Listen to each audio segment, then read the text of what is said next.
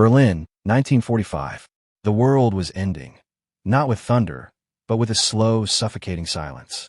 Deep beneath the shattered capital, where the air reeked of oil, smoke, and dying ambition, one man still stood guard outside a steel door that no longer protected an empire. His name was Rochus Misch, the last man in Hitler's bunker, the final witness to the fall of a dream that had consumed millions. He had once been just another soldier, a young man from Silesia who wanted only to serve his country. But fate had led him into the very heart of madness, into the private circle of Adolf Hitler. And now, as artillery thundered above and walls trembled like the heartbeat of a dying beast, he realized what it meant to stand too close to power. The bunker was more a tomb than a refuge. Concrete walls pressed in from every side, candles flickered in the stale air, and the sound of boots echoed down corridors that led nowhere. The phone still rang, not with hope, but with ghosts. Every message carried death. The Reich had fallen apart above ground, but below, inside this coffin of concrete, Hitler clung to illusions of control. Rochus had seen it all, the rise, the glory, and now the ruin. He had guarded the man who once commanded nations with a gesture, who made generals tremble and crowds weep. But here, stripped of triumph, Hitler was no longer the fiery orator of Nuremberg. He was an old man, broken by the weight of his own myth. Outside, the Red Army was closing in.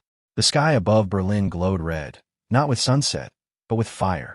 The city that had once cheered his name was now a graveyard of smoke and silence.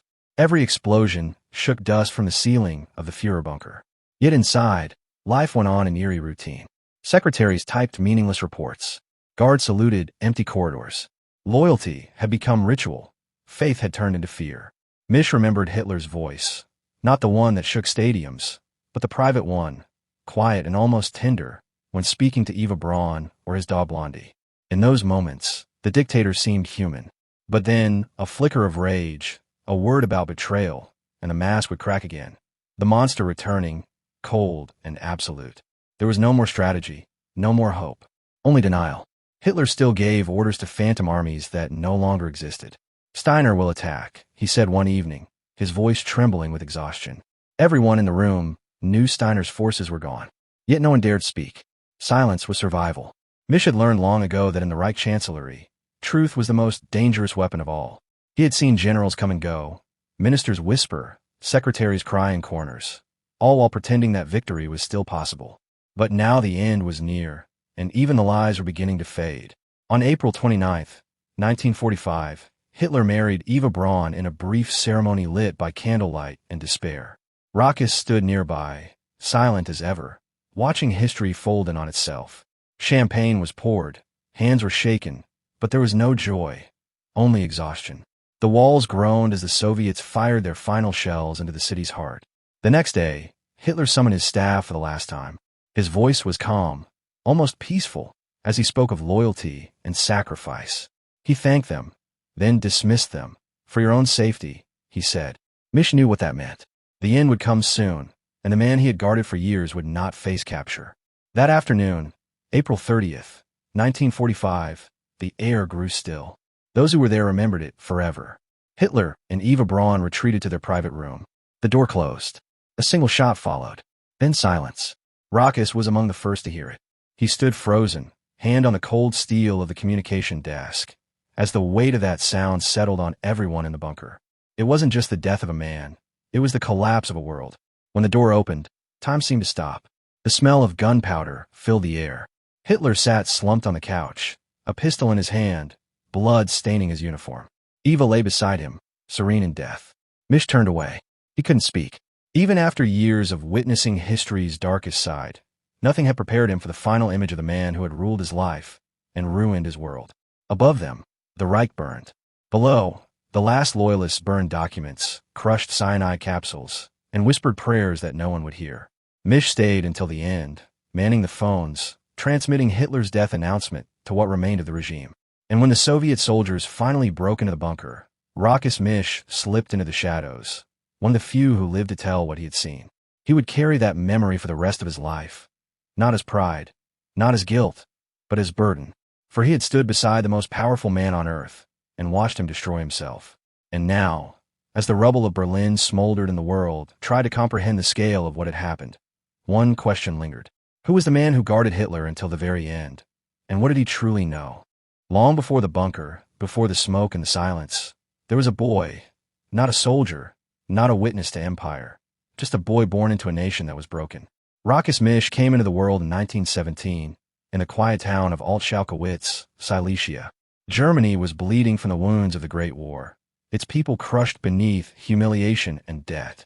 Hunger walked beside them. Shame slept in every home. He grew up among ruins, not of stone, but of spirit. The elders spoke of glory lost, of betrayal, of a nation stabbed in the back. The children listened, and they believed. Misch was one of them. Like millions of others, he learned early that to be German was to carry a wound that demanded healing. By the time he was a teenager, the words Versailles and surrender had become curses. Factories were silent. Men lined up for bread, and bitterness filled the air like winter fog. When the speeches began, on radios, in squares, in beer halls, they did not sound dangerous. They sounded like hope. Hitler's voice entered German homes before his armies did. To a generation like Rochus, it was not the voice of hate, but of order. He spoke of unity, strength, destiny. He promised to lift Germany from its knees. Misch, like so many others, believed. When Hitler became chancellor in 1933, Rochus was 16. The swastika flags rose over his town like dawn after a long night. The parades, the songs, the torches, they stirred something deep inside him. The new Germany was not a dream anymore. It was a marching rhythm echoing across every street. By 1937, he had joined the Leibstandard SS Adolf Hitler, the elite guard created to protect the Führer himself. He wasn't drawn by cruelty or ambition. He was drawn by duty and the illusion that loyalty could be pure. The black uniform, the discipline, the sense of belonging, it all gave meaning to a life that had begun in loss. He didn't know yet what that oath truly meant. He only knew that he had sworn it. Mein Ehre heißt true, my honor is loyalty. To serve Hitler meant to stand inside a myth. The propaganda painted him as a man of vision, strength, and destiny, the savior of Germany. To young men like Misch, Hitler was not a politician. He was a symbol. The rallies at Nuremberg looked like cathedrals of faith, oceans of men chanting, as if in worship, banners glowing red and black in torchlight. It wasn't politics. It was religion. And like all religions, it demanded sacrifice. Rochus became part of the inner machinery of that faith, a bodyguard to the Führer himself. He stood beside the man he had once seen only in newspapers. Hitler's presence was magnetic. His blue-gray eyes could soften or freeze in an instant. When he spoke, even ordinary words seemed to command gravity. Misch, quiet and observant, learned to read the moods of those around him. The fear behind obedience, the pride behind silence. Life inside Hitler's circle was not what the world imagined. There were no constant shouts, no violence, just a strange calmness, a rigid control. Everything revolved around him, his habits, his meals, his moods. Rochus saw Hitler laugh with his secretaries, talk softly with Eva Braun, and walk his dog through the Berghof gardens. To the bodyguards, he seemed almost gentle. But outside those walls, his words were setting the world on fire. The Germany that Hitler built was not rising. It was tightening. Streets filled with parades, but also with fear. Neighbors vanished.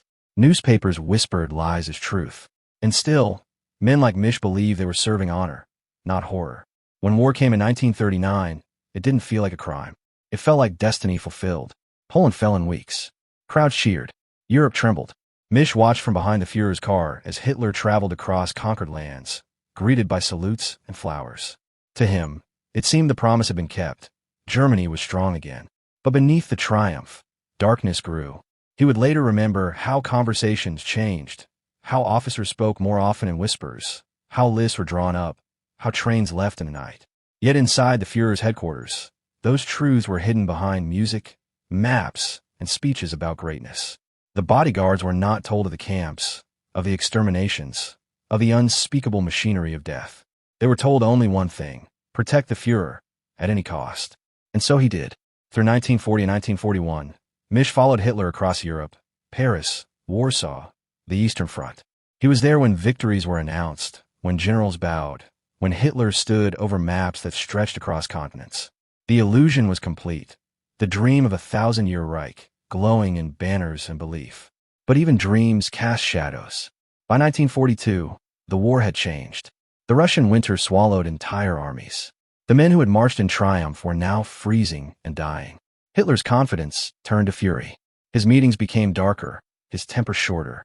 Rochus watched the transformation, from visionary to tyrant, from leader to prisoner of his own paranoia.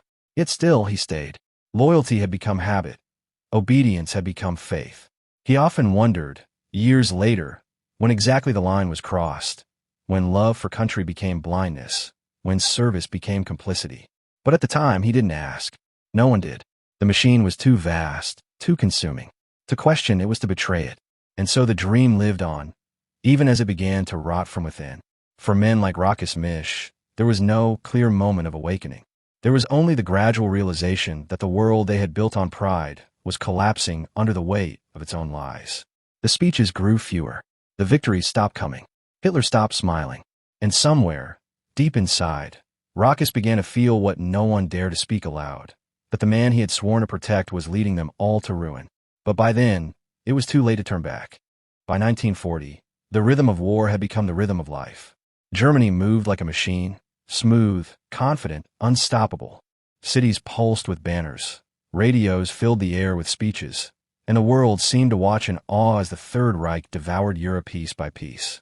To the soldiers who followed, it looked like destiny unfolding. To the world, it looked like madness cloaked in precision. For Rochus Misch, it was simply duty. He had risen quietly within the Führer's personal staff, trusted, unnoticed, indispensable. His job was to protect, to observe, and to remain invisible. He stood by the armored cars when Hitler traveled through cheering crowds, the sea of outstretched arms rising like waves. He checked hotel corridors in Paris before the Führer entered, watched photographers freeze moments that would become propaganda for millions. He saw power not as an idea, but as a living thing. It had a pulse, a heat, a sound. The Reich grew faster than anyone had imagined. After Poland, came Denmark and Norway. After that, the Blitzkrieg tore through Belgium and the Netherlands, and by May of 1940, German tanks rolled toward Paris. Rochus remembered the night Hitler received the news of France's collapse. The Führer's expression was calm, almost gentle. So, he said softly, Europe will now learn order again. The men around him smiled, relieved. Only later would they understand that order meant domination. Inside Hitler's circle, victory had its own rituals. At the Berghof, the mountain retreat high above the Bavarian Alps, sunlight flooded through enormous windows on polished marble floors. Foreign leaders came to bow, generals came to report. Hitler's mood shifted with the winds, charming one moment, volcanic the next. Rochus, stationed near the doors, watched it all. The laughter, the tension, the rehearsed performances of loyalty. He understood that proximity to power was not the same as understanding it. Everyone near Hitler lived by instinct, reading his silence, his footsteps, his temper. Even in triumph, fear ruled the air. The alliances of that era were built not on friendship, but convenience. Mussolini's Italy became the brother in arms. Japan, a distant but useful partner. Spain and Hungary, silent shadows in the background. Diplomats spoke of unity, but Rochus saw only calculation. When Mussolini visited in 1937, and again after the war began, the Bodyguard stood along red carpets while the two dictators smiled for the cameras. Behind the smiles, they distrusted each other completely. By 1941, the Reich had reached its peak. Europe, from the Pyrenees to the Baltic, bowed before the swastika. Crowds filled plazas, children saluted in classrooms, and every street seemed to echo with the sound of marching boots. The propaganda machine hummed like an engine. Posters showed heroic soldiers beneath blazing suns. Newsreels turned invasion into spectacle. Hitler was no longer just a man. He was a myth stitched in every photograph, every headline, every radio broadcast. And yet, inside his headquarters, the myth was fragile. The war room was lit by harsh lamps. Cigarette smoke curled around maps that spanned entire continents. Generals stood stiffly, pointing to front lines, debating logistics. Hitler often ignored them. He trusted instinct over expertise, faith over fact. Rochus watched the tension build like a storm. The whispered frustrations, the clenched jaws, the silent obedience. None of them dared confront him. Not yet. When Operation Barbarossa began, the invasion of the Soviet Union, Rochus saw the exhilaration return. Hitler believed the campaign would be swift, decisive. We have only to kick in the door, he told his staff, and the whole rotten structure will collapse. At first, it seemed he was right. The Wehrmacht advanced deep into Russian territory. Cities fell. Prisoners marched in endless lines. Rochus, stationed near the communication center, heard the reports as they came in, the victories, the numbers, the names of towns swallowed by the Eastern Front. But something had changed. The tone of the reports grew slower. The distances between victories stretched. The soldiers spoke of mud, of cold, of resistance that refused to break. Misch could sense the shift in the Führer's mood. Fewer jokes, longer silences, the sharp sound of boots pacing floors late into the night. In those same nights, Misch sat at the switchboard or stood guard in narrow corridors. He heard voices through walls, the general's cautious arguments, Goebbels' urgent propaganda plans, the rustle of maps being replaced by casualty lists. He realized that victory, like a fever, could not last forever. Still, in public, the facade held. Hitler appeared before massive rallies. The music swelled, the lights burned bright. Rochus stood nearby, watching the crowd as much as the man they worshipped. He noticed faces, ecstatic, fearful, entranced. They weren't seeing Hitler anymore. They were seeing the reflection of their own desperation, their need to believe that the suffering had meaning.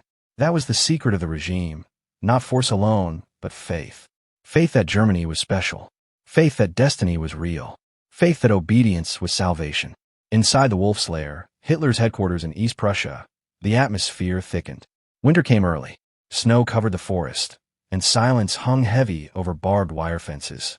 Rochus performed his duties as always, guarding doors, transmitting orders, escorting visitors. But the world beyond those fences was dying. Entire villages burned, soldiers froze where they stood, and rumors of atrocities drifted back like smoke. The men inside the compound didn't discuss it. They focused on battles and briefings, pretending not to smell the moral rot spreading through their own victories. By 1943, the dream had begun to crack. The defeat at Stalingrad sent a shockwave through the Reich. When the news reached the Wolf's Lair, Hitler locked himself away for days. Rochus stood outside the door, hearing nothing but muffled pacing. When the Führer finally emerged, his face was pale, his eyes hollow. "They didn't deserve me," he whispered. "They failed me." It was the first time Misch sensed despair, not for the soldiers who had died, but for the image that had been shattered. The alliances faltered soon after. Italy collapsed under Allied invasion.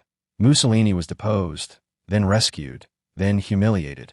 The Japanese fought on across the Pacific, but their empire was crumbling too. Germany was now alone, fighting not for glory, but survival. Still, Hitler refused to see it.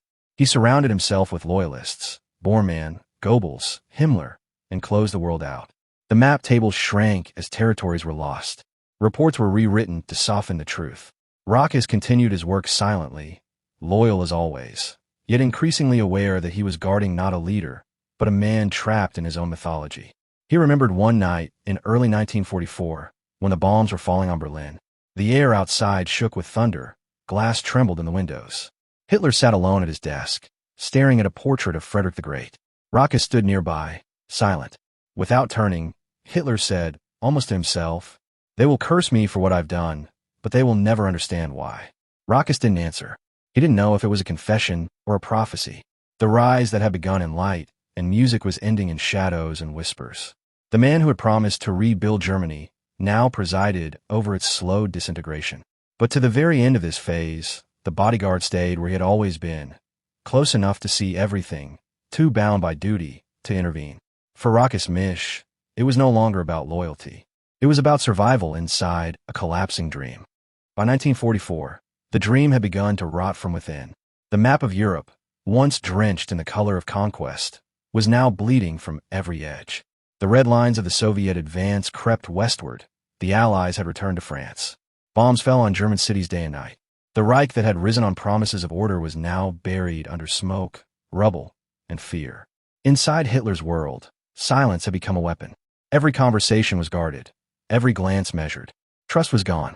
What remained was paranoia, a suffocating air that clung to the marble walls and concrete bunkers where plans once sparked like fire.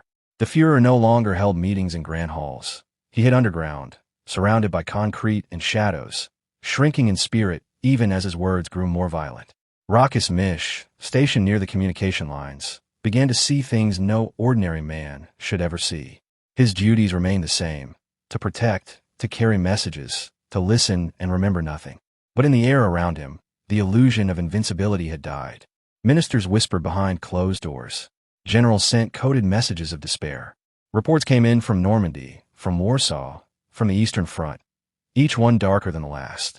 The voice of the Reich had become an echo. On July 20th, 1944, the echo nearly ended. At the Wolf's Lair, where pine trees hid miles of barbed wire and minefields, the day began like any other. Officers arrived for the morning conference. Maps lay ready on the table. The smell of pine resin mixed with sweat and damp earth. Misch was at his post in the nearby communications hut when the explosion tore through the air. The ground shook. A roar, followed by silence, then chaos. He ran toward the conference room. Smoke poured through shattered windows. Papers scattered across the ground like fallen leaves. Bodies lay twisted. The bomb, hidden in a briefcase, had nearly done what no army could. It had almost killed Adolf Hitler. That night, the bunker reeked of burnt timber and fear. Hitler, his uniform torn, his hair singed, paced furiously. His right hand trembled, but his eyes blazed with something close to divine fury. So, he said, "My own officers, my own army," he paused, then shouted, "They will pay with their lives." Within hours, hundreds were arrested. Within days, they were hanged. Misch heard the news in fragments, whispered over telephones, repeated in dark corridors. The men who had once sworn loyalty now dangled from piano wire in a Berlin prison, their final moments filmed for the Führer's satisfaction. Rochus didn't speak of it. He didn't need to. He had learned that in this world, survival meant silence. But something shifted after that day. Hitler no longer trusted anyone. His inner circle grew smaller, tighter, more dangerous. Goebbels became his voice, Bormann his shadow, Himmler his ghost. Outside, the Reich was collapsing. Inside, the bunker was becoming a tomb. By early 1945, the war was lost in everything but name. Allied forces pressed from the west. Soviet armies thundered from the east. The cities that once glittered with parades were now graveyards of brick and flame. The air raid sirens never stopped. Berlin, the proud heart of the empire, was dying. And inside that dying heart, in the depths beneath the Reich Chancellery, the Führer made his last stand. Rochus descended into the bunker for the final time in January. It smelled of damp cement, stale air, and despair. The corridors were lined with cables and gas pipes, the walls sweating under the weight of the world above. Here, time no longer followed the clock. Days and nights blended into one long twilight of defeat. The world outside was turning to ashes. Inside, denial ruled. Hitler's health had deteriorated. His hand shook uncontrollably, his posture stooped, his eyes sunken and restless. Yet his conviction, that strange fire that had carried millions, still burned, even as reality collapsed around him. He ranted about miracle weapons, about phantom divisions, about faith and fate. Misch listened through the static of radio reports that no longer made sense. Entire armies were gone, replaced by silence. In those last weeks, the bunker became its own world, a sealed womb of fear and delusion. Rochus saw Eva Braun dancing once in the hallway, a phonograph playing a soft tune as bombs thundered above. Her laughter sounded like a ghost's, brittle, empty. Hitler emerged from his study to watch her, smiled faintly, then retreated back to his maps. Outside, artillery shook the city. Inside, they clung to the fragments of a dying empire. When the Soviets finally breached Berlin's outer defenses, Rochus knew the end had come. The phones rang constantly, commanders begging for orders, others refusing to report. The maps were nothing but red arrows closing in on the capital. Still, Hitler refused to leave. "I will not run from Berlin," he said. "The fate of Germany is my fate." The final days unfolded like a dream, too slow to end. On April 28th, news came that Mussolini was dead, executed by his own people. Hitler's face turned gray. He said nothing for a long time, then whispered, "So ends loyalty." The next day, he married Eva Braun in a quiet ceremony beneath the crumbling city. Misch watched as champagne was poured, as Hitler raised a trembling glass. "To the end," he said softly. No one replied. By April 30th, the Red Army was less than a few blocks away. The walls shook with every shell. In the corridor, Rochus stood by his station, his hands resting on the switchboard, his heart beating like a drum in the dark. At 3:30 in the afternoon, an aide hurried past him, pale and silent. Then another. Then came the sound, sharp, unmistakable, final. A single gunshot. Minutes later, the door opened. Two guards carried out Hitler's body, wrapped in a gray blanket. The smell of gunpowder clung to the air. Rochus stood still, unable to breathe. The man he had guarded, the voice that had ruled a continent, was now just weight and silence. Eva followed soon after, poison on her lips, peace on her face.